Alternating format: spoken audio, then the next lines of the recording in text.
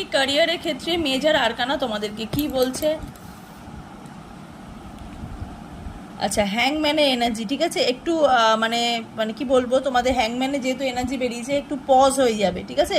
ক্যারিয়ারের দিক থেকে একটু কিন্তু পজ আমি দেখতে পাচ্ছি, পজিং টু রিফ্লেক্ট, একটুখানি বাধা দেখতে পাচ্ছি, লেটিং গো, স্যাক্রিফাইস করতে হতে পারে, আনসার্টেনিটি মানে সার্টেন হয়তো কোনো কাজে তোমাদের পরিবর্তন হতে পারে, কিন্তু তার সাথে সাথে স্পিরিচুয়াল ডেভেলপমেন্ট আছে, এখানে অগ্নি আছে। ওকে, তো তোমাদের অবশ্যই ভালো হবে, কিন্তু আপাতত তোমাদের কিন্তু একটুখানি ওয়েট করতে হবে। ওকে, আমি এখানে পুরোপুরি নো বলবো না, কারণ একটু তোমাদের ক্যারিয়ারে কিন্তু একটু ওয়েট করতে হবে, এখন কিন্তু সঠিক সময় নয়।